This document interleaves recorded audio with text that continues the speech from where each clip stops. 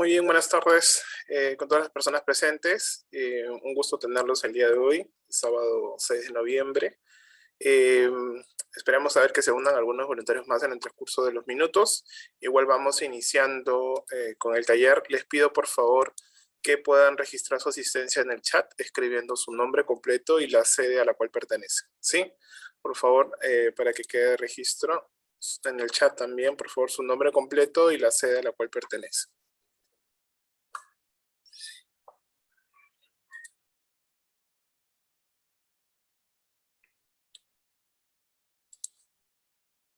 A ver.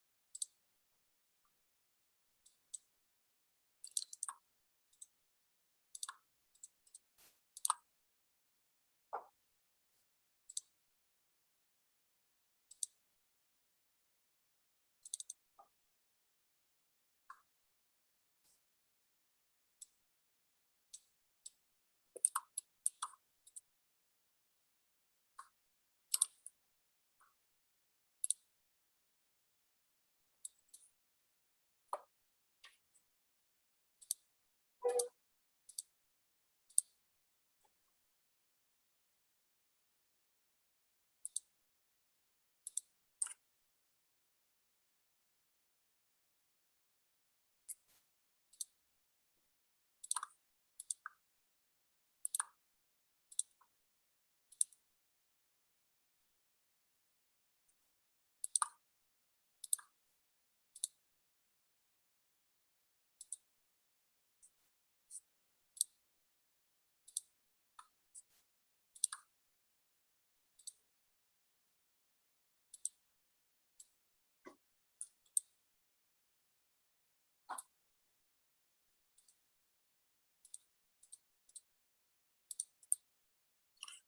bien. ¿Me pueden por favor confirmar si se ve?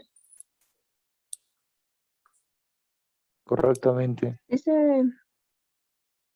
Ok, muchas gracias. Las personas que recién están ingresando, por favor, no se olviden de escribir su nombre completo y su sede en el chat, para que quede registrado también su asistencia. Muy bien, muy buenas tardes de nuevo. El tema que vamos a abordar hoy es el tema de la participación política de las mujeres, los jóvenes y las poblaciones indígenas. Ya como parte del último módulo de reforzamiento. Es un tema que ya vimos el año pasado también, pero igual es importante refrescar algunas ideas y sobre todo con miras a las próximas elecciones regionales y municipales del próximo año, ¿no? Donde justamente la participación de estas poblaciones es donde tiene mayores oportunidades de poder entrar en la vida política del país. Por favor, necesito que algún voluntario o voluntaria me pueda ayudar leyendo esta viñeta y si tiene algún tipo de reflexión o que puede encontrar en lo que se dice ahí. ¿Alguna que desee participar? Yo lo puedo leer. Sí, adelante, Carol. No hay caso. El racismo es algo que no me entra en la cabeza. Me resulta una cosa increíble. Me parece espantoso considerar inferiores a otros seres humanos por el solo hecho de no ser como uno. Todavía que tienen esa desgracia, encima vamos a despreciarlos. Hay que ser más caritativos, caramba. Muy bien. ¿Y encuentras ahí algún tipo de reflexión, algo que te llame la atención? Sí, el hecho de que en el mismo, bueno, en su última expresión, lo que está haciendo es, no sé si, no creo que racismo en sí, pero sí marca una diferencia entre justamente él, o ella creo, no sé, la persona que está hablando, y el resto, ¿no? Por no ser como ella misma. Claro, muchas gracias, Carol. Esa es un poco la reflexión que se hace en Mafalda sobre muchas veces cuando las personas condenan el racismo o dicen que el racismo está mal, ¿no? Sin embargo, luego en sus acciones, en sus comportamientos o en sus dichos marcan cierta diferencia entre una y otras personas o hacen una diferenciación que no tiene ningún objetivo, ¿no? Entonces, es un poco y poco la reflexión en la que tenemos que partir, porque lo que vamos a hablar y las cifras que vamos a mostrar y vamos a ver más adelante tienen un origen, ¿no? Y es el trato desigual que han recibido estas poblaciones y que ha impactado en que puedan insertarse en la vida política del país. Para reflexionar también un poco más sobre estos ejemplos, la discriminación como tal está presente en el día a día y es algo con lo que convivimos en la actualidad. No es algo del pasado, no es algo que ha quedado atrás, sino que es algo que está presente en nuestros días en diferentes formas y con diferentes matices. Algunos más normalizados, entre comillas, que otros, algunos apelando a la broma, otros apelando a la indiferencia, otros apelando a la discriminación directamente. Incluso hay personas que no le ven nada de malo a alguna de las imágenes que vemos acá, ¿no? Por ejemplo, hay un servicio higiénico que dice servicio higiénico de amas, ¿no? O sea, para amas de llaves. ¿Por qué creen que en un club tendría que haber un baño diferente para el personal que acompaña a las familias, como ama de llaves o como nanas, del resto de personas, ¿no? ¿Por qué tendría que haber esa diferencia? No hay una justificación.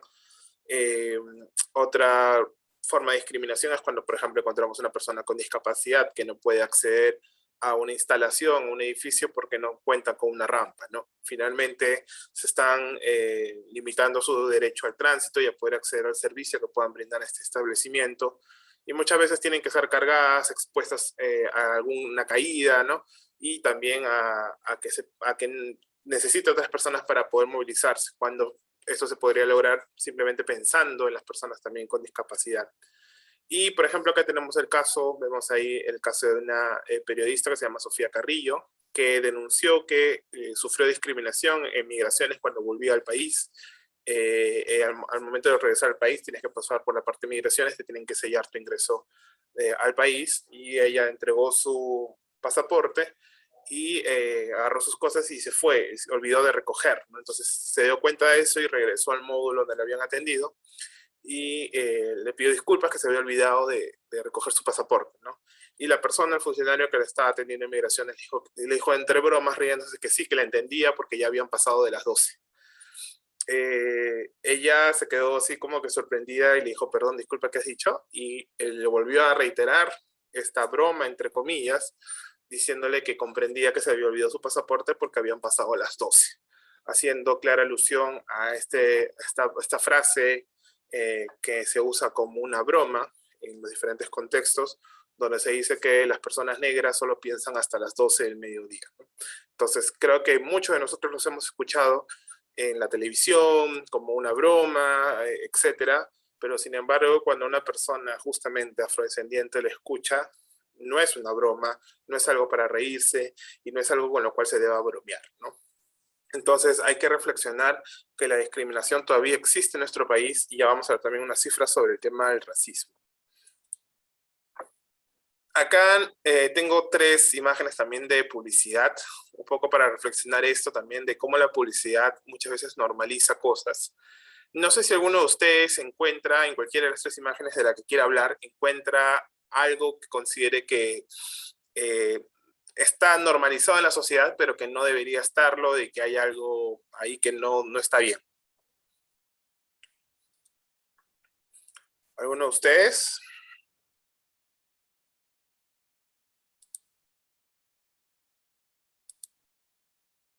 A ver, si no, solicito el apoyo a ver de alguien. A ver, Francesca, ¿estás por ahí? Bueno, ahí está Francesca. Justo levantó la mano, justo la mencioné. Adelante, Francesca. Sí, buenas tardes. Creo que se ve muy marcado el estigma que se le da a los niños y a las niñas, de que las niñas a los juguetes de cocina con las muñecas y los niños a los carritos. Es lo que puedo observar. Muy bien, muchas gracias, Francesca. Incluso el tema de los colores, ¿no? Como ven acá, el tema de la ficha del niño está con el color azul y la ficha de la niña está con color rosado, ¿no? Y si ven acá, la C dice con C de campeón y con C de cocinera, ¿no?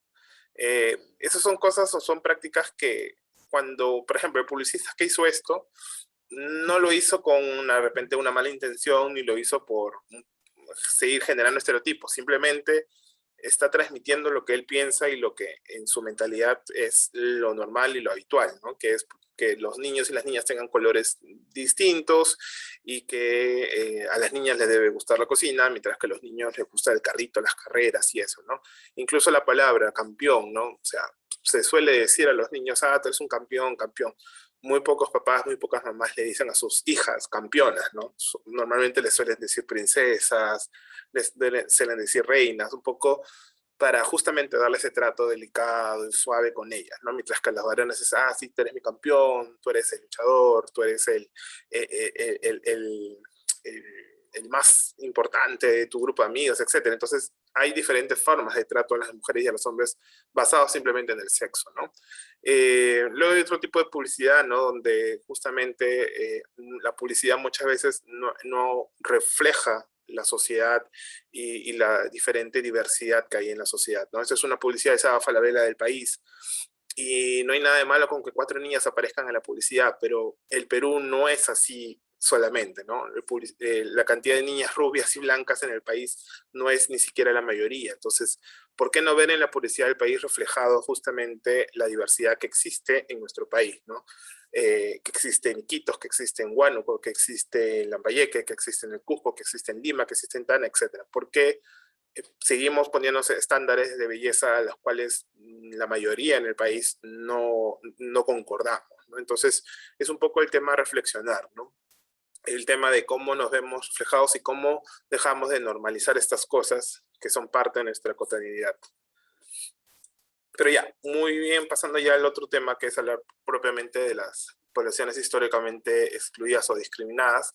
Estas poblaciones hacen referencia a colectivo de personas o un grupo de personas que por sus características sufren una comprobada discriminación que limita sus derechos o el ejercicio de sus derechos, ¿no? Entonces, son colectivos de personas que por justamente sus características tienden a ser discriminadas y tienden a ser excluidas, y eso implica la anulación del ejercicio de alguno de sus derechos, ¿no? Como saben, en nuestro país, el Ministerio de la Mujer y Poblaciones Vulnerables es el ente rector que vela por justamente mejorar las condiciones de estas poblaciones históricamente excluidas. Ya hablando propiamente de lo que es la discriminación como tal, la Defensoría del Pueblo lo define como un trato diferenciado o desigual que sin justificación se ejerce sobre una persona o sobre un grupo de personas, lo que ocasiona un menoscabo del ejercicio o goce de sus derechos tanto individual o colectivamente. Entonces, como vemos, hay un tipo de diferenciación que genera un trato desigual hacia las personas. Para que haya una discriminación se tienen que configurar 3 factores. El primero es que haya un trato diferenciado injustificado, o sea, que haya un trato diferenciado que no se justifique.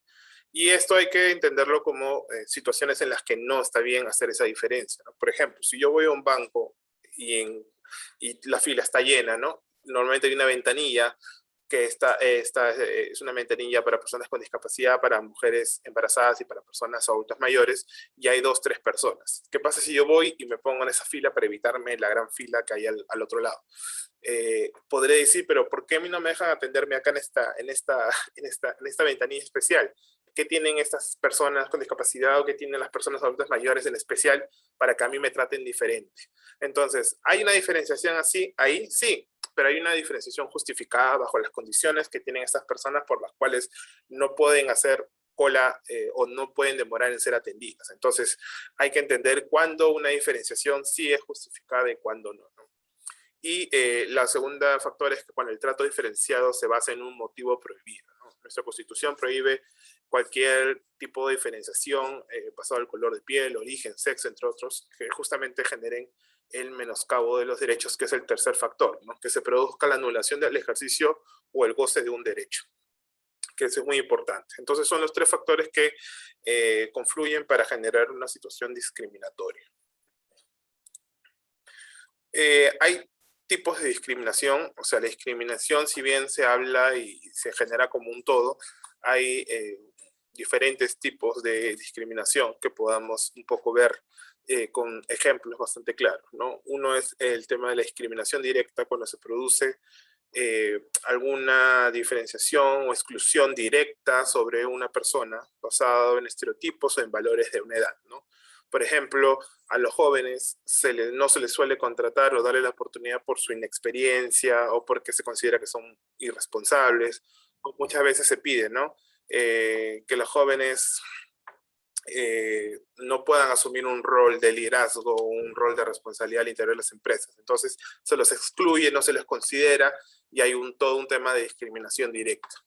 Hay otro que es la discriminación indirecta, que es cuando no se piensa mucho en el tema de, quiero excluir o quiero generar una diferencia, sino más bien pongo requisitos que finalmente excluyen a personas, ¿no? Excluyen al grupo, por ejemplo, al que va dirigido. Yo lanzo un crédito para mujeres, para ayudarles a salir adelante con sus emprendimientos.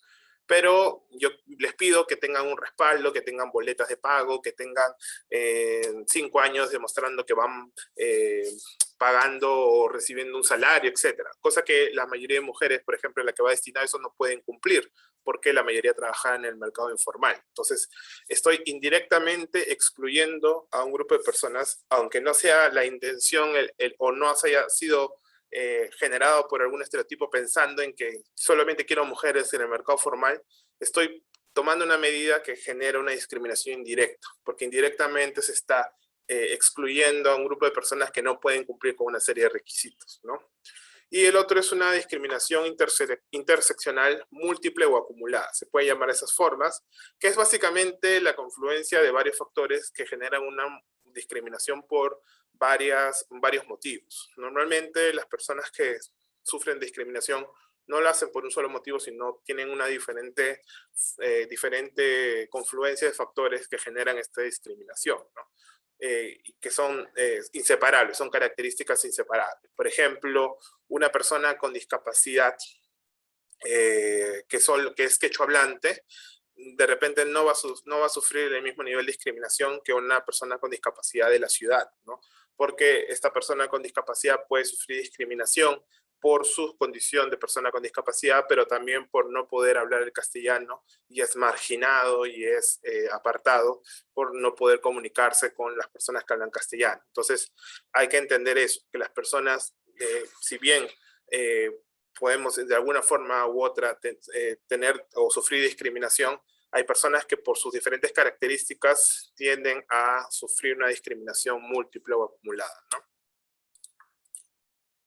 Y hablando un poco más sobre el tema de la discriminación de las mujeres, quiero que por favor alguien de ustedes pueda leer esta imagen que está acá, al lado derecho. No sé quién me puede ayudar. De repente haber algún voluntario hombre que no haya participado. Lo que dicen los carteles, a ver. Si no, a ver, pedimos el apoyo de repente de Álvaro. Álvaro, ¿estás por ahí? Sí, Andrés, ¿se me escucha? ¿Qué tal, Álvaro? ¿Podrías ayudarnos leyendo qué dicen estos carteles y qué más o menos entiendes de esto? Sí. Bueno, voy a empezar con el primer. Se entiende justamente en el cartel que señala, digamos, fuerte, dominante, protector, importante, infiel, racional. Y en el segundo cartel se entiende débil, sometida, protegida, tierna, fiel y afectiva. Son como ciertas características que se suelen relacionar con esos, digamos, estereotipos que se tienen sobre la masculinidad o sobre lo que es ser femenino, ¿no? Y que usualmente reflejan un poco tanto el machismo, ¿no? Que se suele desarrollar al menos en una sociedad, ¿no? Teniendo en cuenta que, por ejemplo, un hombre debe cumplir con esas características y una mujer con las que tiene, por ejemplo, la que porta el cartel, ¿no? Cosa que eso es totalmente erróneo, ¿no? Pero es lo que, digamos, eso es lo que son esos estereotipos que se manejan, ¿no? Y que se suelen normar o se suelen tratar como algo normal dentro de la sociedad, lo cual no debería ser así, ¿no? Muy bien, Álvaro, muchas gracias por tu intervención.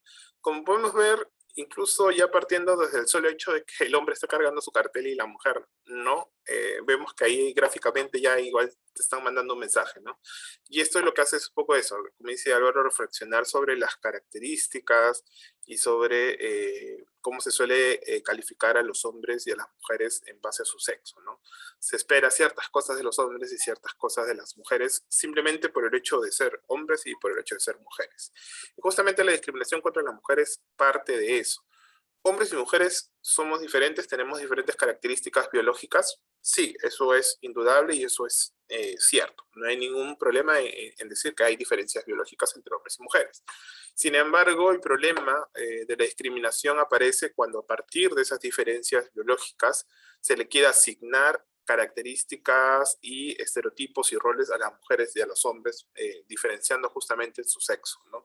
Y que normalmente son prejuicios desfavorables hacia las mujeres, lo cual se traduce finalmente en desigualdad en el trato y en las oportunidades de desarrollo.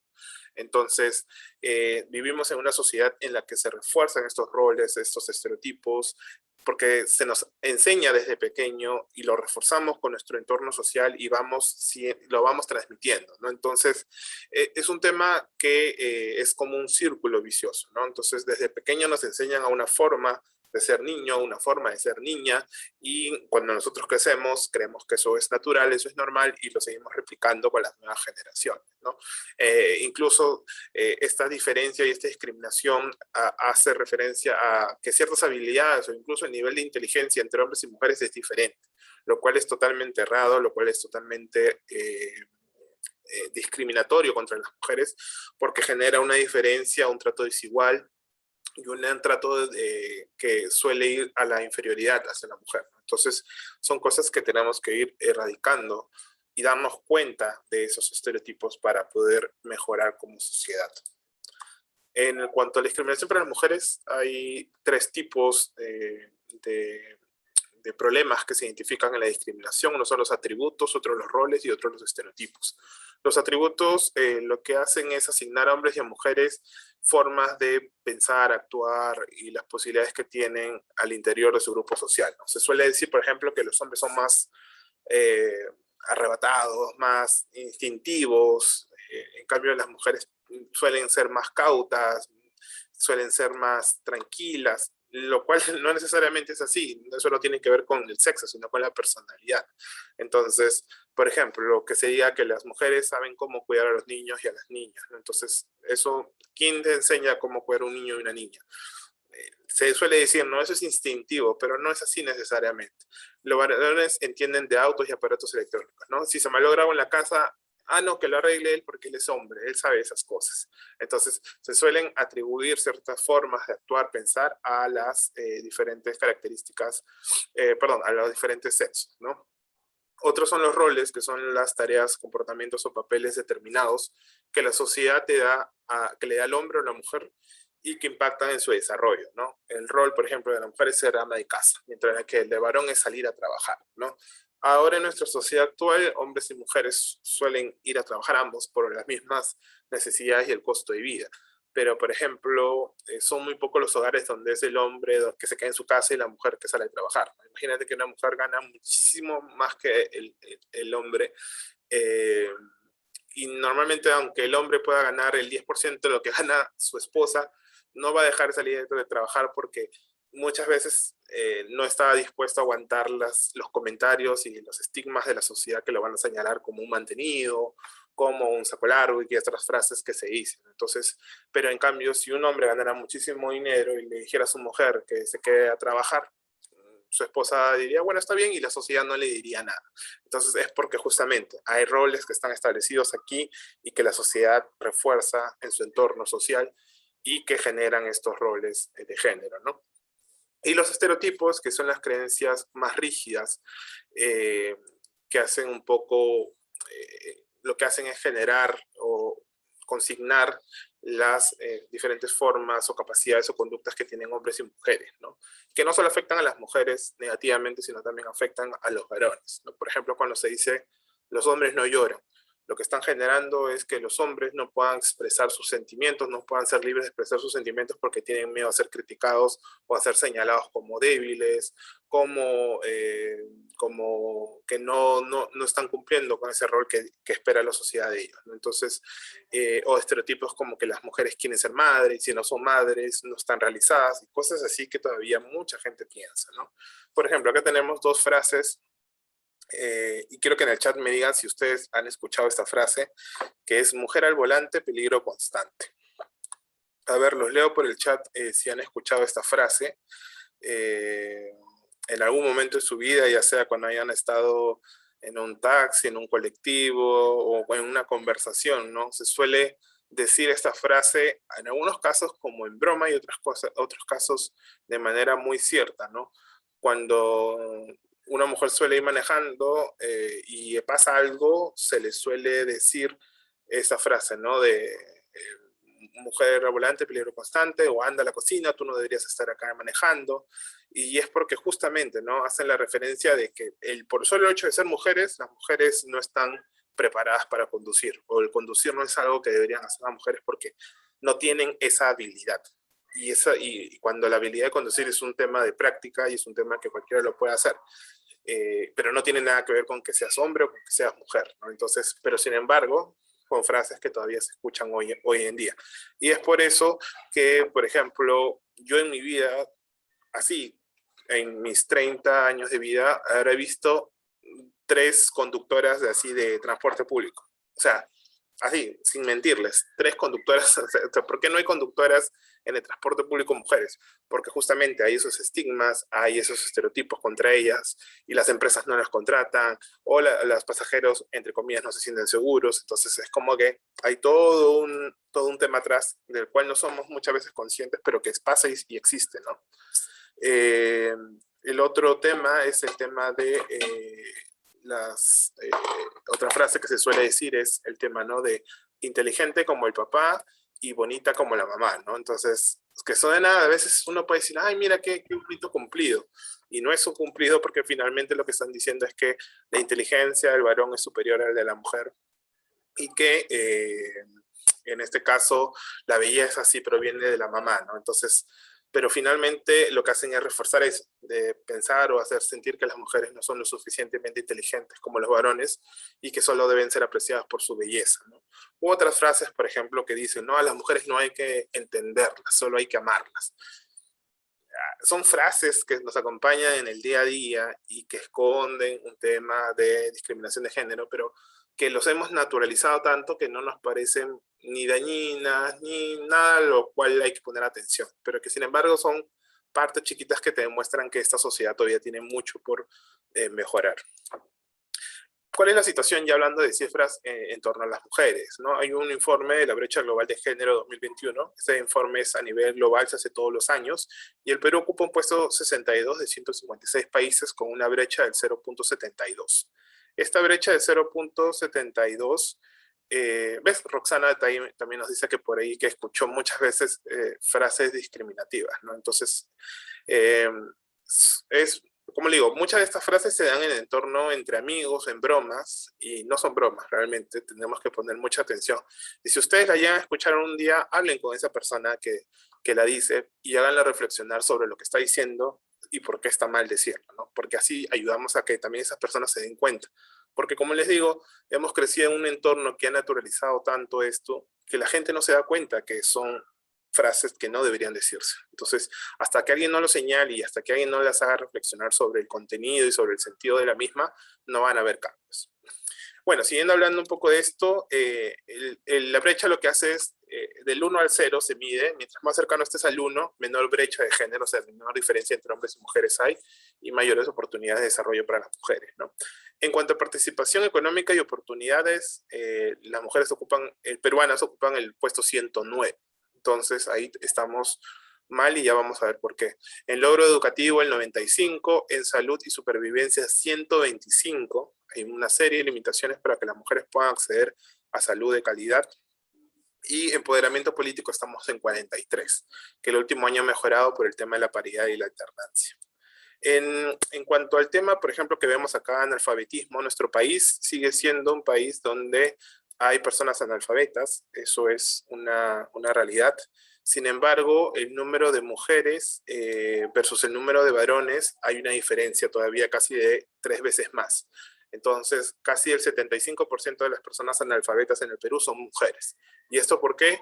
Porque el tema del acceso a la educación y las oportunidades que las mujeres tienen para estudiar todavía tienen ciertas limitaciones en algunas zonas del interior del país, ¿no? Y porque también es un remanente de los anteriores años. Porque si analizamos incluso por edad, por grupo de edad, en el grupo de 60 años a más, las mujeres, el 25% son analfabetas. O sea, 1 de cada 4 mujeres de 60 años a más en el Perú no sabe leer y escribir. ¿Y esto es por qué? Porque no tuvieron el acceso a la educación. Y esto obviamente limita tus oportunidades de desarrollo y limita las capacidades que has podido tener en la vida o las oportunidades que has podido tener en la vida, ¿no?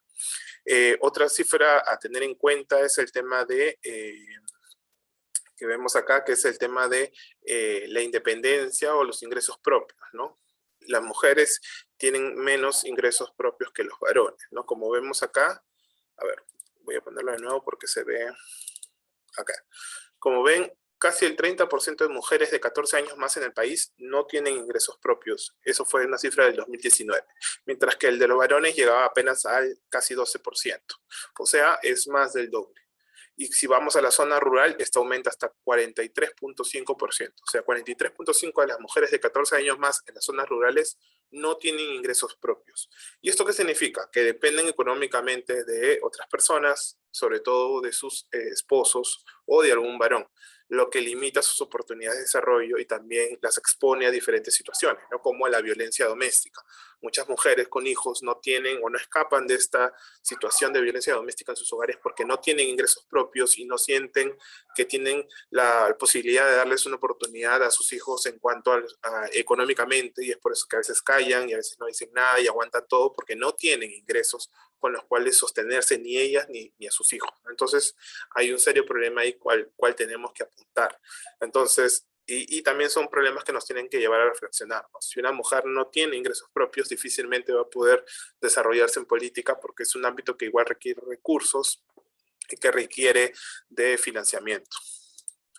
Ya hablando un poco en el tema de los jóvenes, digamos el grupo donde están todos ustedes, los jóvenes igual es una etapa de la vida, ¿no? Todos somos jóvenes y dejamos de ser jóvenes en algún momento de la vida. La juventud, la fase de la juventud en nuestro país se conoce a jóvenes entre los 15 y 29 años de edad, así lo define una ley del Consejo de la Juventud. Jóvenes en el Perú son entre 15 y 29 años. Esta etapa es una etapa difícil. ¿Por qué? Porque hay un tema de contradicciones y también muchos tratos discriminatorios que se sufren en esta edad, ¿no?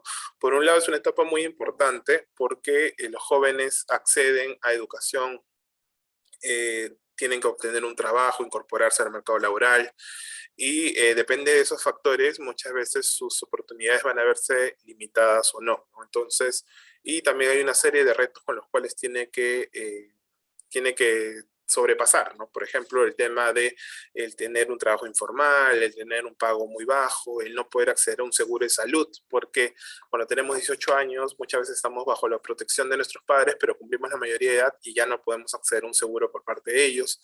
Entonces, estamos como que a la deriva, ¿no? Entonces, esto genera que haya una etapa bastante complicada, ¿no? Y la sociedad también suele tener cierta mirada sobre los jóvenes. ¿Por qué? Porque la sociedad, las normas y cómo está organizado está hecho desde una mirada adulta, ¿no? Entonces, y muchas veces hay esa incomprensión de parte de los adultos hacia los jóvenes, por más que esos adultos en algún momento hayan sido jóvenes, ¿no? Porque se suele hablar de diferentes generaciones, tienen otras costumbres, y porque muchas veces cuando se llega a la adultez se refuerzan esas ideas de, no, sí, cuando yo era joven era rebelde, ahora que soy adulto estoy más tranquilo. Pero finalmente no es un tema de edad, sino es un tema de características y comportamientos, ¿no? Hay estereotipos como que los jóvenes son rebeldes sin causas, hay prejuicios como que si los jóvenes tienen un tatuaje o se pinta el cabello de un color, es un tema que son violentos, son delincuentes, no son responsables, ¿no? De que los jóvenes solo piensan en fiestas, no asumen responsabilidades y son un problema para la sociedad en vez de una oportunidad. Y esto también se ve con el tema de la política, ¿no? Donde se dice que hay que pagar el derecho de piso y que si no hay experiencia, a lo mejor no participar en ella cuando no necesariamente es así, ¿no? ¿Cuál es la situación de los jóvenes en el Perú? Hay un reporte global de desarrollo del año 2020, donde el Perú ocupa el puesto 68 de 181 países, con una brecha del 0.73. A nivel de educación estamos en el puesto 48, empleo y oportunidades el 117, lo cual es bastante bajo y habla sobre cómo los jóvenes tienen muchas dificultades para acceder a empleo formal y con un salario digno, ¿no? Igualdad e inclusión 79%, salud y bienestar 44%, paz y seguridad 85% y participación política y cívica 148%. Estamos muy bajos en cuanto a participación política y cívica en nuestro país. Según estimaciones del Instituto Nacional de Estadística, en el 2021 el país contaba con 8.512.764 jóvenes, lo que representa un poco más de un cuarto de la población. Los jóvenes desde hace muchos años han representado alrededor de el 27 al 30% de la población. Se ha ido reduciendo esto porque justamente las sociedades también van envejeciendo. Hemos pasado por un boom demográfico donde los jóvenes han sido la mayor cantidad de la población, lo seguimos siendo, pero hacia el año 2030 esto va a comenzar a decaer más drásticamente porque las mujeres tienen menos hijos y porque la población envejece más, ¿no? Porque hay más esperanza de vida. Entonces, es un proceso natural, ¿no? Como por ejemplo está pasando en algunos países de Europa, como está pasando en Japón, donde la población ahora de 60 años a más es alrededor de un cuarto del total, ¿no? Entonces, son procesos que se van dando. Y hablando un poco de cuál es la situación de los jóvenes, vemos que alrededor de 1.700.000 jóvenes no estudian ni trabajan. Esto quiere decir que no están estudiando, no se están capacitando, ni tampoco están en algún trabajo, lo cual implica un serio riesgo general para la sociedad, ¿no? Porque son jóvenes que pueden caer en la delincuencia, que pueden caer en diferentes problemas, que tienen limitadas sus oportunidades, que no pueden desarrollar sus capacidades porque no tienen recursos y no tienen forma de poder capacitarse y entrar en algún oficio de repente, ¿no? Y si vemos entre hombres y mujeres, de estos jóvenes que no estudian ni trabajan, la mayoría son mujeres, ¿no? Casi 2/3 partes son mujeres, lo cual habla un poco más sobre el tema de cómo se impacta en el tema de los ingresos propios, ¿no? Mujeres que no pueden estudiar ni trabajar y que finalmente terminan muchas veces casándose para poder tener algo con que sostenerse, ¿no? Dentro incluso del propio porcentaje de jóvenes que trabajan, o sea, que tienen un trabajo, el 78%, o sea, casi el 80% lo hacen en condiciones de informalidad. O sea, solo 2 de cada 10 jóvenes trabajan en un empleo formal y tienen un salario digno. Entonces, ahí vemos que también hay un gravísimo problema que solucionar en el país, ¿no? Los jóvenes trabajan, tienen una tasa de desempleo mucha más alta que los adultos, como vemos acá, 8.4 versus el 2.3, y de los jóvenes que trabajan, la mayoría lo hacen en informalidad. Entonces, hay una serie de riesgos y complicaciones que los jóvenes enfrentan por su situación de donde muchas veces se señala la inexperiencia o que no tienen ningún estudio, ninguna capacidad desarrollada, ¿no? Y acá vemos en este cuadro que mientras más joven se es, más propensos está a la pobreza, ¿no? Hasta los 14 años los jóvenes tienen, mire, esta cantidad de pobreza y es porque justamente nacen en hogares pobres y se da lo que es la pobreza intergeneracional, que es si yo nazco en un hogar pobre, la mayoría de probabilidades es que yo siga siendo pobre, porque no tengo un buen acceso a la educación, no tengo oportunidades laborales y eso me pone en una situación vulnerable, ¿no?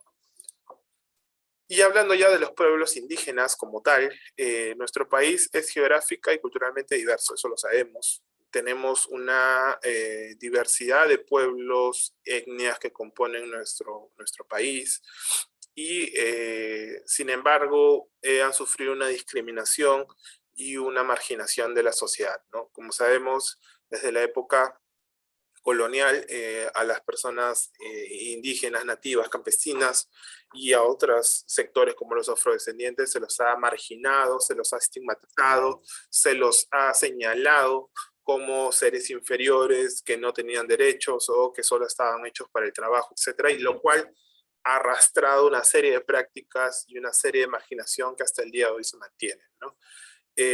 Cuando hablamos de esta discriminación por motivos étnicos raciales, estamos hablando del racismo, ¿no? Y el problema del racismo es algo que afecta sobre todo a las personas andinas, amazónicas y afroperuanas en nuestro país. El censo 2017 incorporó la pregunta de autoidentificación. Por primera vez se pudo tener dato oficial del censo en cuanto a la autoidentificación, y el 22.3% de la población se considera quechua.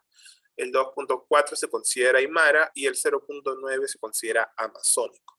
Ahí vemos cómo el tema es un tema de autoidentificación, cómo yo me autopercibo, si tengo algún origen o me considero como parte de esta etnia, ¿no? Y como vemos, un cuarto de la población está dentro de este grupo de población indígena o alguna identificación con estos pueblos.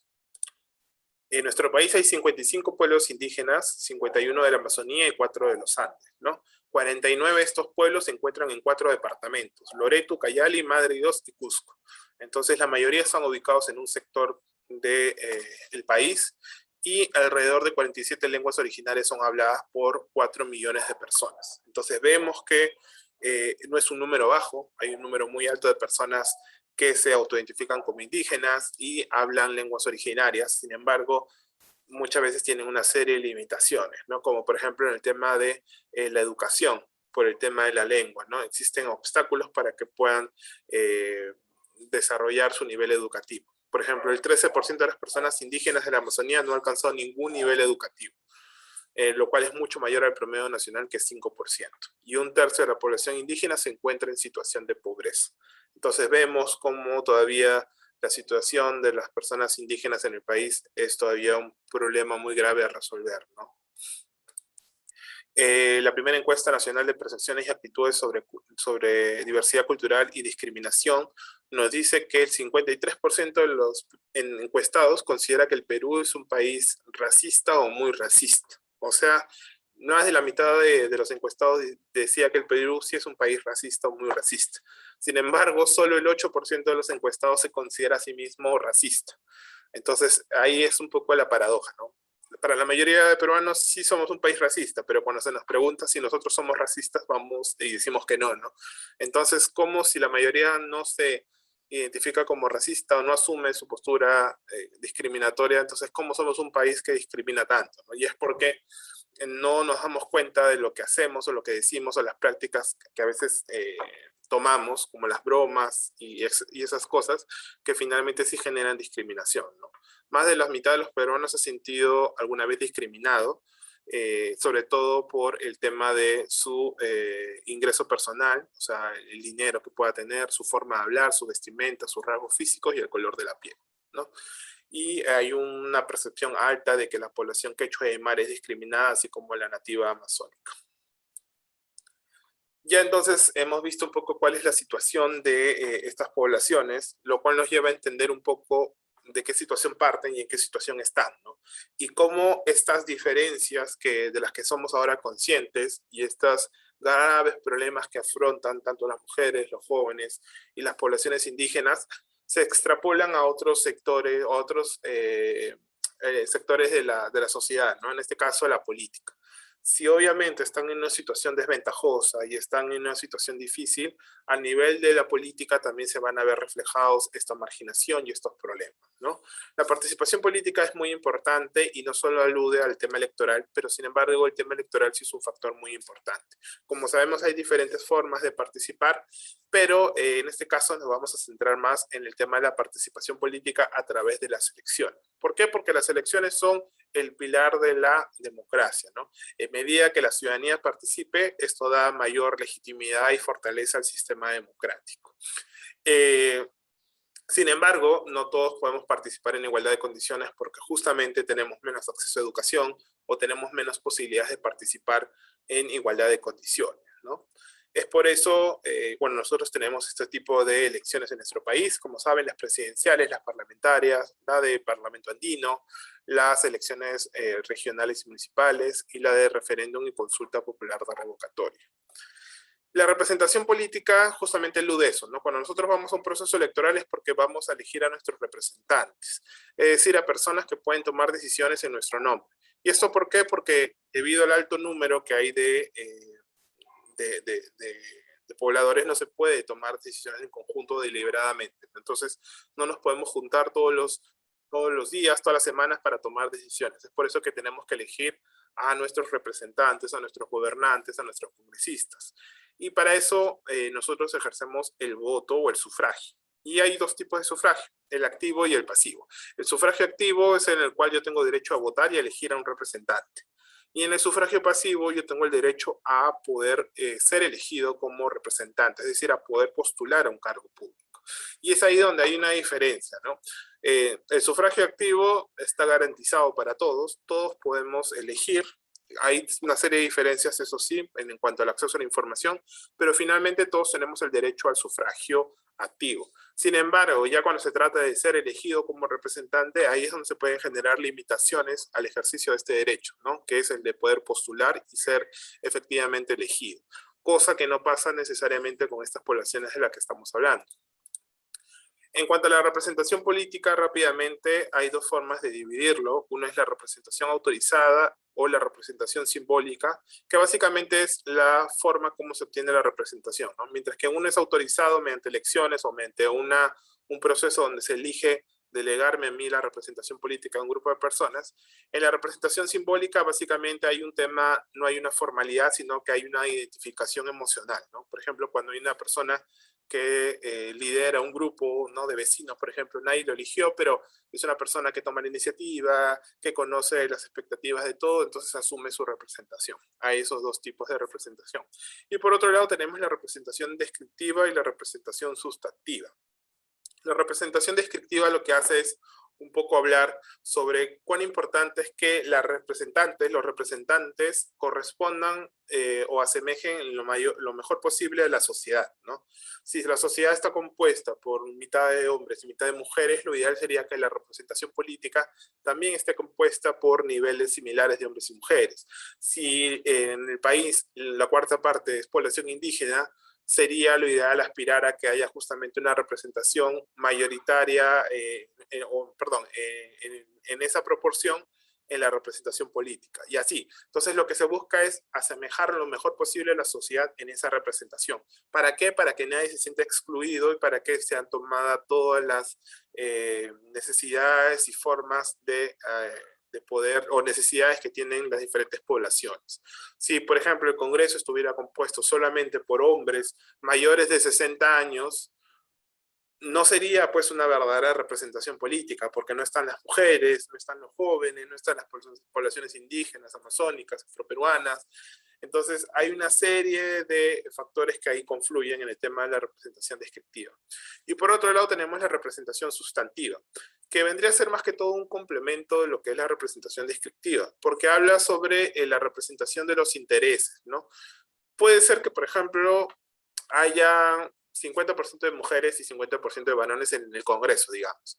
Pero ¿qué pasa si de ese 50% de mujeres, la gran mayoría de mujeres son mujeres que no aspiran a representar los intereses de las mujeres de la sociedad porque no tienen una agenda en ese sentido, o de repente incluso son mujeres que son muy conservadoras y que no tienen o no ven la vida de esa forma, no piensan que, por ejemplo, a las mujeres se le debería dar más espacio en otros ámbitos, etc. Entonces, no necesariamente que una persona tenga similares características necesariamente implica que te va a representar o tiene los mismos intereses que tú.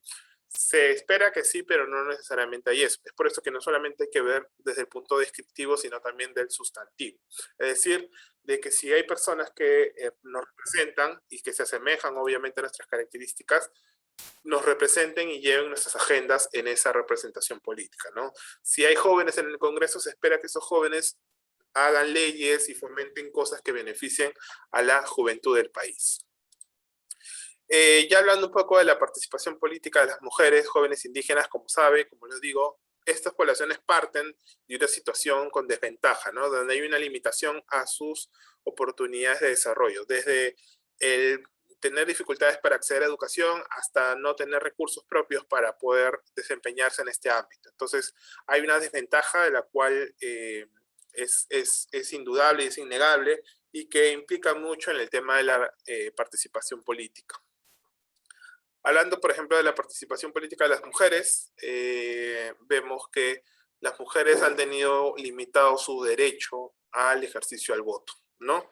En ese sentido, hay una línea del tiempo en la cual es importante reconocer que las mujeres hace 65 años no podían ejercer, no podían ir a votar, como ahora lo hacen, ¿no? Entonces, recién en 1955 se aprobó el derecho al voto, aunque en el año 33 hubo una autorización para que puedan votar en elecciones municipales, pero sin embargo esto no se llevó nunca a cabo, elecciones municipales. Entonces no fue hasta el año 55 donde efectivamente se aprobó el voto de la mujer y también pudieron ser candidatas, aunque con una serie de limitaciones porque solo podían votar las mujeres que sabían leer y escribir, mayores de edad, de 21 años o 18 años casadas, ¿no? Entonces, alrededor del 33% de mujeres de ese entonces pudo votar.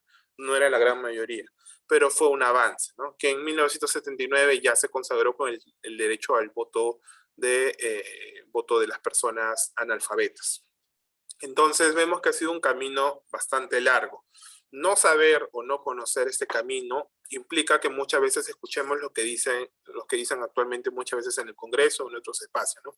De que mujeres y hombres tienen las mismas oportunidades, tienen las mismas capacidades y no es necesario hacer nada, ni generar paridad, ni generar otras medidas que puedan ayudar a que las mujeres tengan representación. Esto es falso. Y eso es falso, ¿por qué? Porque si no conocemos lo que ha pasado o todo lo que ha transcurrido en la mujer para que pueda ser ciudadana plena, vamos a pensar que tenemos una situación igual o que tenemos el mismo piso, cuando no es así. Porque las mujeres, de los 200 años que tenemos como república, las mujeres solo han podido participar activamente en 65 años de ellos. Entonces hay que darnos cuenta de la magnitud de eso. Por ejemplo, mi abuela tiene 80 años. Cuando mi abuela nació y hasta los 14 años, ella era una ciudadana que no podía votar.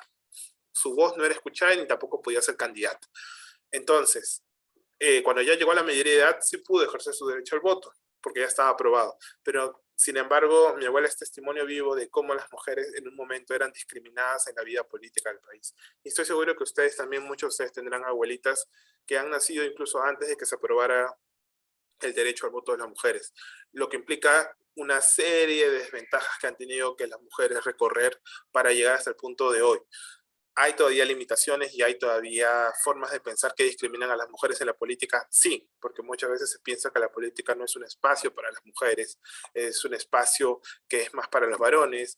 Incluso la forma en cómo se nos educa muchas veces a los hombres es para el ámbito público y las mujeres para el ámbito privado. Entonces, tenemos que saber reconocer esas cosas que pasaron en la antigüedad para saber por qué el día de hoy estamos como estamos, por qué hay decisiones, o por qué hay acciones afirmativas que son necesarias de tomar y por qué todavía hay un camino por recorrer, ¿no? En el caso, como les decía, en el año 56 fue la primera vez que mujeres participaron como candidatas también. Postularon 30 mujeres, de las cuales 9 fueron elegidas. Una senadora y 8 diputadas. Acá vemos a la senadora, la primera senadora elegida por Cajamarca, Irene Silva de Santolaya, en la foto, ¿no? Y acá vemos un carnet que les he traído como una libreta de la Cámara de Diputados, que pertenece a Matilde Pérez Palacio, que fue diputada por Lima. Y como pueden ver acá, este carnet tiene la palabra señor, don, diputado por, ¿no? El señor. Era porque no había carnets con diminutivos para mujer, porque no era algo común y no era algo para lo cual se estaba preparado, ¿no? Entonces, ahí vemos cómo en una imagen se puede reflejar la discriminación las que las mujeres eran el sujeto hace pocos años, hace pocas décadas, y que tuvieron que ir remar contra corriente, como se dice, para lograr una representación, ¿no? ¿Las mujeres estaban ahí? Sí. Comenzaron a obtener espacios, lugares en el espacio público, en la política, pero sin embargo no solamente basta con llegar, ¿no? Las prácticas y la dinámica propiamente de la política todavía siguen siendo hostil para las mujeres, y es por eso que también vemos casos de acoso político, entre otros, ¿no? Acá, por ejemplo, en el mapa vemos que el Perú fue el penúltimo país de Latinoamérica, solo por delante de Paraguay, en aprobar el voto de la mujer, ¿no? Hay otros países donde, incluso Ecuador, en el año 29, es decir, casi 30 años antes, había aprobado el voto de la mujer. Entonces, somos un país todavía muy conservador, eso se mantiene y se ve reflejado, se veía reflejado antes y se ve reflejado ahora, ¿no? Esta es una gráfica, por ejemplo, que se usaba no de acá, sino de Reino Unido y Norteamérica, en cuando las mujeres luchaban por el voto para la mujer, ¿no? Se decía que el día de la elección la mujer iba a salir a votar y el esposo se iba a tener que quedar con los niños, ¿no? Lo cual era algo negativo. Acá vemos que dice que su mamá es sufragista y el niño llorando, ¿no? Porque es un niño que está abandonado, porque su mamá está dedicada a la política, ¿no? Entonces, ahí vemos cómo se pensaba en la antigüedad, cómo se señalaba a las mujeres por el hecho de querer votar y cómo esto era algo tan natural y habitual, un argumento tan válido en ese momento y que ahora nos parece negativo, incluso a algunos les podrá parecer muy gracioso, pero que son argumentos que se usan actualmente ahora para otros temas, pero que así es el ciclo de la humanidad, ¿no? Muchas veces en un momento se tienen ciertas formas de pensar que luego de varias décadas uno se pone a ver y dice esto no pudo haber pasado, pero sí pasa, ¿no? Entonces son cosas que también nos llevan a reflexionar. Las mujeres en el padrón electoral representan más del 50%, ¿no? Desde el año 2006, que representaron un poco menos del 50%, hasta el último padrón del año 2021, representaron un poco más del 50%. Y en el tema de los partidos políticos, las mujeres y hombres casi tienen una presencia bastante pareja en los partidos políticos. O sea, cuando alguien les diga que las mujeres no quieren participar política, no están interesadas y no se le puede obligar a los partidos a buscar mujeres, están mintiendo, porque las mujeres sí están en los partidos políticos, sí participan casi en la misma proporción, alrededor del 48%. Entonces sí hay mujeres afiliadas, sí hay mujeres militantes, solamente que no necesariamente se las apoya, no se les da capacitación, no se promueve sus liderazgos, pero las mujeres están en los partidos políticos. La participación en la política ya electoral de las mujeres, como vemos, la primera vez que una mujer postuló a la presidencia de la República fue en el año 90, ¿sí? Entonces, vemos que en el año 55 se aprobó el voto y en el 56 fueron las primeras candidatas, pero tuvieron que transcurrir todavía 34 años para que aparezca una candidata mujer a la presidencia, ¿no? Y entre el 2001 y el 2021, es decir, en 20 años, la proporción de mujeres ha sido solamente de menos de 10, ¿no? Entonces, ahí vemos que, o 10 nada más, 10 candidatas mujeres entre el 2001 y el 2021. Los demás han sido varones. En cuanto al Congreso, hemos visto que la mujer ha tenido alrededor del 40% de las candidaturas, lo cual es un número que no está mal, pero cuando vemos las mujeres que han sido electas, nunca se pasó del 30%, nunca. Siempre era debajo del 30%, incluso en el 2001 se llegó a solo el 18%.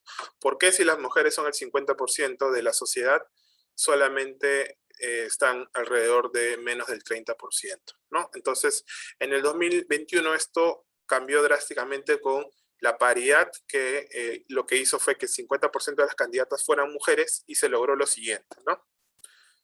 Se logró que 49 mujeres pudieran acceder a un escaño en el Congreso, lo cual representa el 37.69%, la cifra más alta jamás lograda en la historia republicana del país. Entonces, vemos que la paridad ha tenido un efecto muy positivo. No se ha podido lograr la paridad en presencia ya del Congreso por el tema del voto preferencial, y es por eso que es importante que el voto preferencial sea eliminado para que la paridad y la alternancia tengan un mayor, para que tengan una mayor resultados o mejores resultados en cuanto a lo que vendría a ser la participación de mujeres y varones. A nivel subnacional vemos que las mujeres tienen una presencia mucho menor en los cargos ejecutivos, es decir, en el caso de gobernadoras, alcaldes, el nivel que postulan es bajísimo. Solo menos del 10% de candidatas al gobierno regional, alcaldesas. Es decir, que la mayor cantidad de mujeres tienen presencia para los cargos no ejecutivos, que son los cargos de consejeros y el cargo de regidores, ¿no? Entonces, ahí es donde están más concentradas las candidaturas de mujeres, porque en los propios partidos y movimientos se delega a las mujeres a esos roles, ¿no? Cuando hay un tema de autoridad, de cargos ejecutivos importantes, a las mujeres se les suele dar menos oportunidades, ¿no?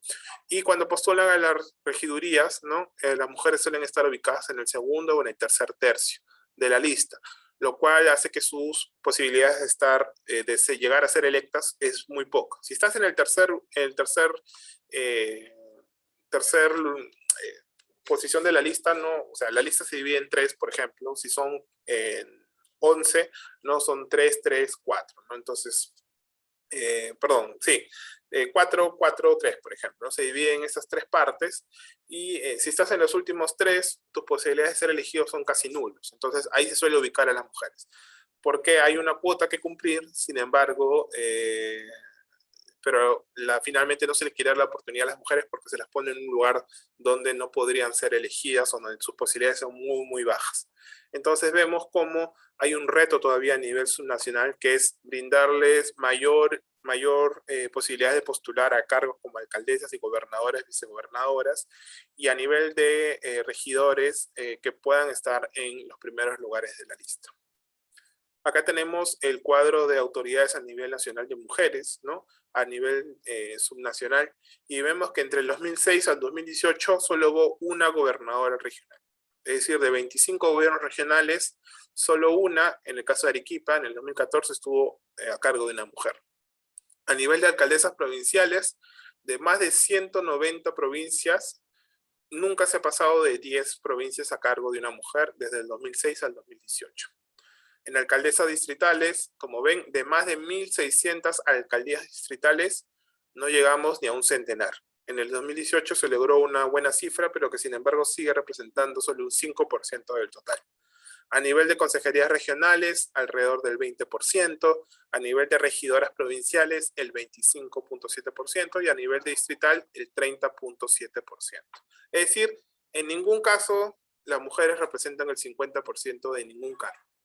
¿Y esto es por qué? Porque todavía hay limitaciones para su ejercicio, porque no tienen los recursos necesarios para poder postular, porque hay una serie de limitaciones al interior de su organización política, porque hay un tema también de acoso político, porque hay una serie de limitaciones para poder estar en los primeros lugares o para que las elijan como candidatas a alcaldía o gobernadora. Entonces, vemos que hay un problema todavía a resolver. Hay también retos y avances, ¿no? La participación de las mujeres tiene que darse en igualdad de condiciones, la paridad de alternancia ya es una realidad, tiene que haber más mujeres en cargos dirigenciales, solo alrededor del 25% de los dirigentes son mujeres en los partidos, lo cual también tiene que llamar la atención sobre esto. Hay partidos incluso que solo tienen a una mujer dirigente en la Secretaría de la Mujer y no les dan espacio en otras secretarías. Se tiene que dar el tema del financiamiento público directo para capacitar a las mujeres y a los jóvenes, es algo que se viene dando también. Tiene que haber una ley de acoso político, lo cual ya se aprobó también para mejorar el tema de la participación de las mujeres en política. Tiene que haber educación con enfoque de género. Eso es muy importante. Eso nos va a ayudar en el tema de los rasgos de la cultura política. Porque, ¿qué pasa con el tema de la cultura política? Si vivimos en una sociedad donde todavía hay machismo, obviamente eso se va a ver reflejado en la política, en situaciones de acoso político y en cómo elegimos, ¿no? Entonces, puede ser que la mujer de repente tenga el mejor currículum de todos los candidatos a gobernadores. Son 10 candidatos a gobernadores. Ella es la única mujer y es la más preparada de los 10. Pero sin embargo, si yo pienso que las mujeres no están preparadas para la política y no deberían participar de esa forma, entonces voy a elegir a cualquiera de los otros 9 varones por el solo hecho de ser varones. Tiene que haber educación con enfoque de género para ayudarnos a mejorar en esos ámbitos en ese ámbito personal, para que eso también se vea exteriorizado en la forma como elegimos, ¿no? Y bueno, también que hayan campañas para erradicar el machismo incluso dentro de la política, ¿no? Ya en los jóvenes somos un grupo muy atractivo a nivel electoral, porque somos un bolsón muy interesante para los candidatos, ¿no? Representamos alrededor del 27% del padrón. Sin embargo, no solo debemos ser vistos como electores, sino también como posibles candidatos. Aunque igual es bueno reconocer que tenemos una serie de limitaciones para poder postular por el tema de la edad. Por ejemplo, para ser presidente de la República se necesita ser mayor de 35 años a más. Para ser congresista, 25 años a más. Para ser gobernador y vicegobernador, 25 años a más. Solo para ser alcalde, regidor y consejero, puedes postular siendo mayor de edad. Entonces, hay un tema ahí que mejorar, ¿no? También de repente repensar. No sé cuántos de ustedes de acá, a ver de repente si me lo dicen por el chat, pensaría que la edad, por ejemplo, para ser congresista debería ser menor. De repente, no sé, hay países donde puedes postular al Congreso de la República teniendo solo 18 años, por ejemplo, en el caso de Bolivia.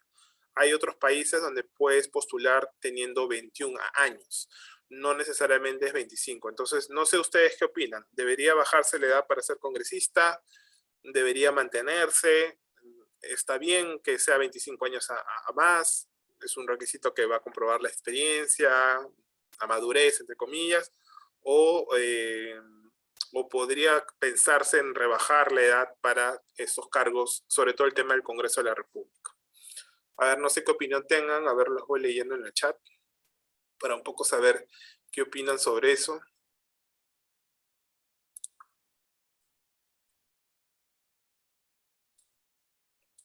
A ver, ¿algunos se anima a participar por ahí? ¿Está bien? ¿Está de acuerdo con que la edad sea 25 años? ¿O debería de repente pensarse un poco y evaluar bajar la edad para, por ejemplo, ser congresista de la República? Por ahí María nos dice que podría ser a partir de los 21 años.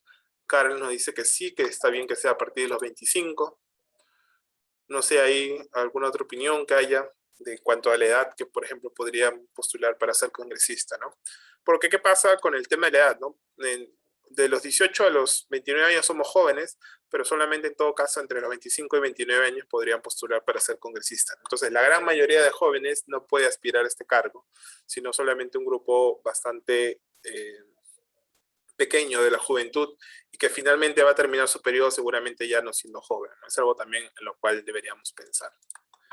En cuanto a la participación en el padrón, como saben, el número de jóvenes, como le digo, representado alrededor de la tercera parte del padrón, ya se ha ido un poco estancando en los últimos dos procesos. Como ven, no ha variado mucho y esto es porque ya también la población está empezando a envejecer. Entonces, esto también va a empezar como a estabilizarse y luego a tener una caída. Entonces, estamos en un momento donde los jóvenes todavía somos una parte importante del padrón, pero ya también estamos empezando un poco a entrar como una meseta y luego va a venir una caída, ¿no?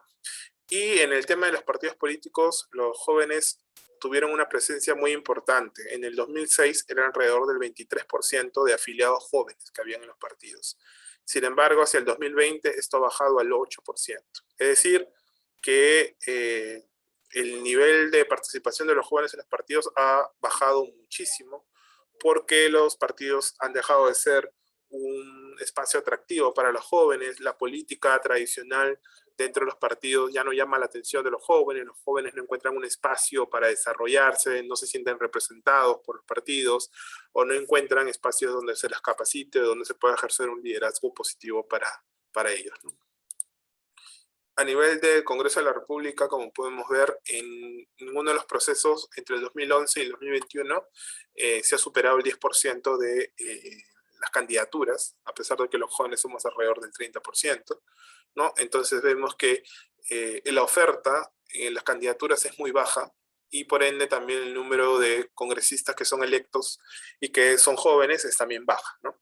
En el año 2021 fue 8.3 y los congresistas electos jóvenes han sido 5, que representa el 3.84 del total de congresistas.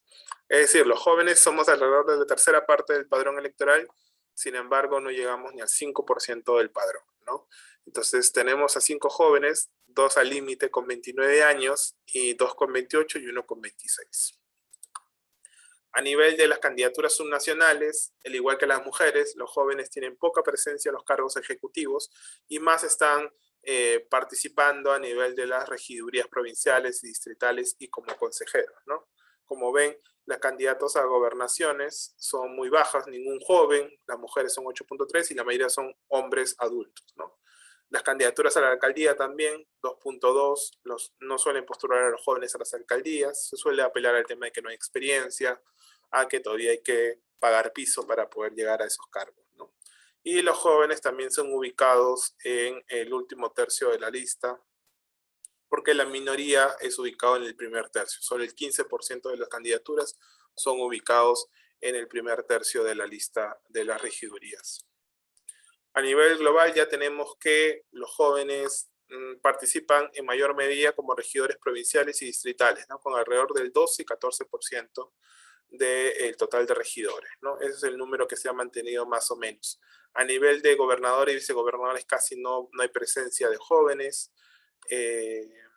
Consejeros regionales alrededor del 9%, alcaldes provinciales, no hay ningún joven como alcalde provincial, por ejemplo, como alcalde distrital solo el 2%. Entonces vemos que también los jóvenes están relegados a otros cargos no ejecutivos. Hay retos por mejorar la inversión de los jóvenes para que asuman una mejor representación.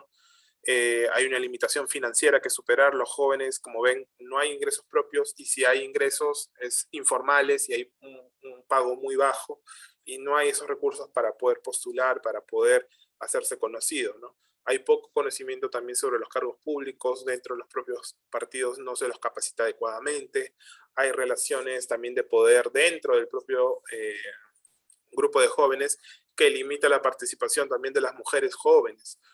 Eso que pasa en la sociedad en general también se ve replicado en el grupo de jóvenes. La mayor cantidad de jóvenes que postulan son mujeres, alrededor del 65%.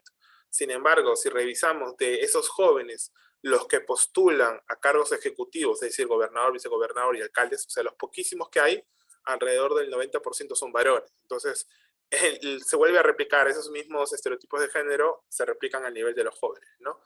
Hay mayores candidatas mujeres jóvenes, sí, pero están relegadas a cargos no ejecutivos. Y en cuanto ya a la participación política de la población indígena, recordemos que ahí se parte de un hecho de que la mayoría de personas indígenas no participaban de la vida política de nuestro país porque no tenían incluso el derecho al voto. No fue hasta el año 79 donde podían votar las personas que no sabían leer y escribir, que era una situación de la gran mayoría de la población indígena en nuestro país. Entonces hay ahí también un tema que recordar y desde donde parte la participación indígena, ¿no? Hay una serie de limitantes también para obtener datos, sí, porque no hay un registro, cuando una persona postula a cualquier cargo, no es que hay un tema de autoidentificación. Debería haberlo, de repente sería adecuado, pero actualmente no lo hay. Se tiene identificado, sí, para las consejerías regionales y las regidurías provinciales por la cuota de género, por la cuota electoral que hay de esta población, pero no hay una data que nos pueda, por ejemplo, a nivel nacional decirnos cuántos congresistas hay. Tendría que preguntársele a cada uno cómo se autoidentifican, ¿no?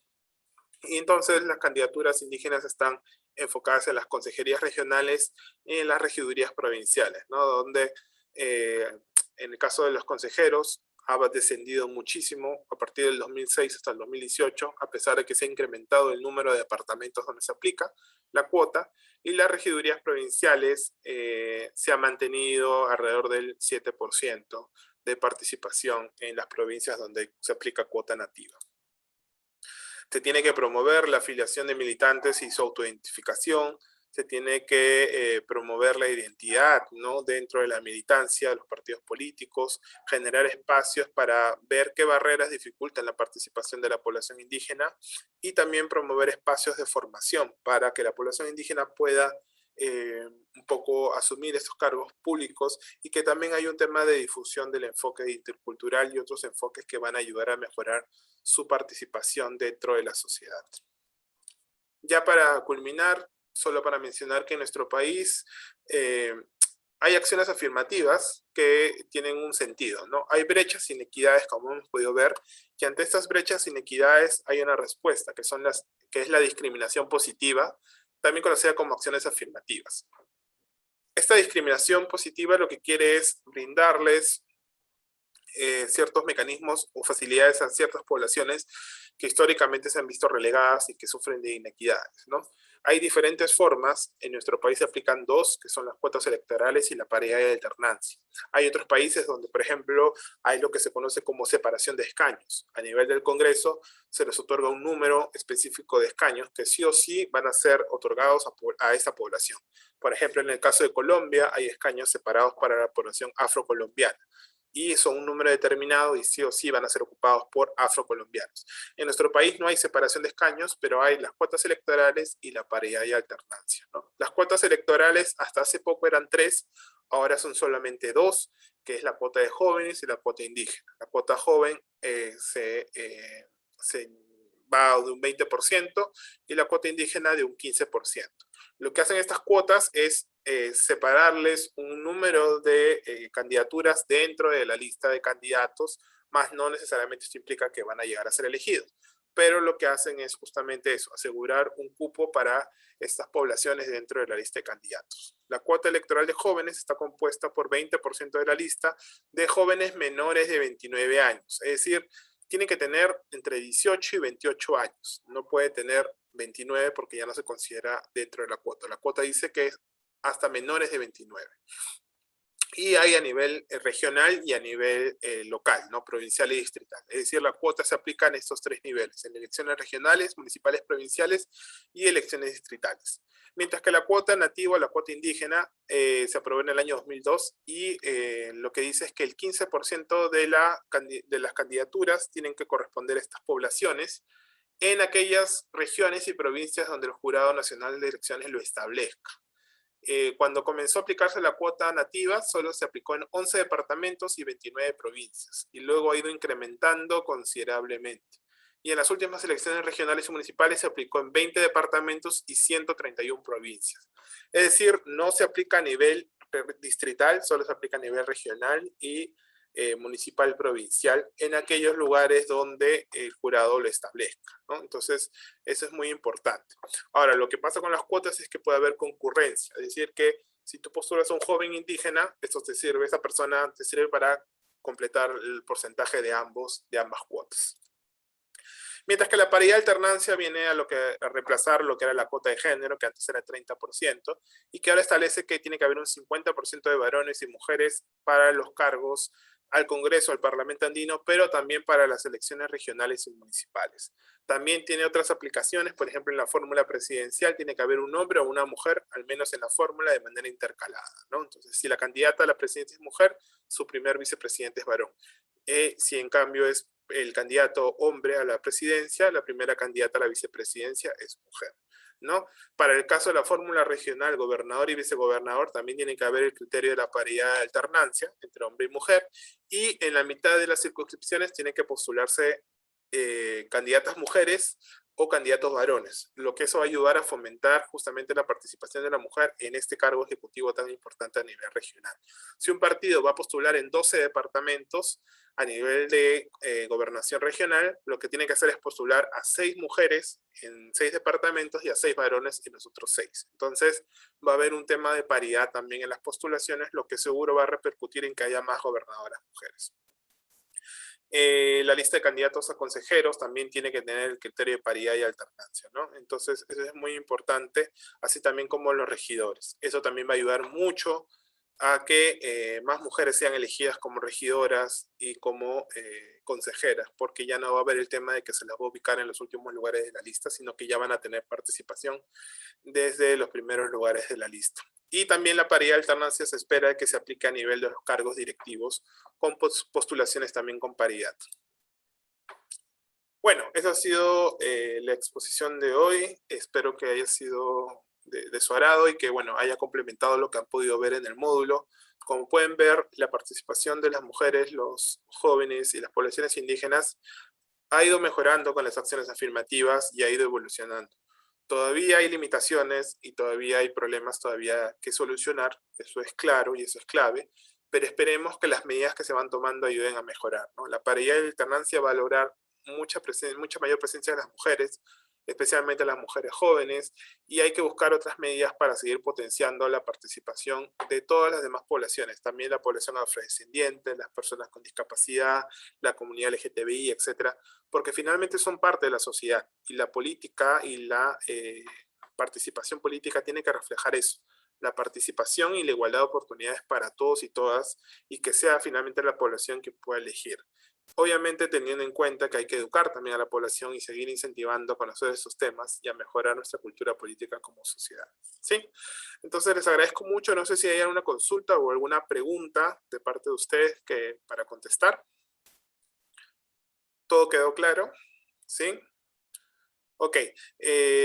Todo quedó muy claro. Entonces les recuerdo que pueden dar la evaluación dentro del módulo 3, la evaluación va hasta el próximo domingo 14, tienen varios días, pero como saben la evaluación es bastante fácil, traten de darla lo antes posible, ¿sí?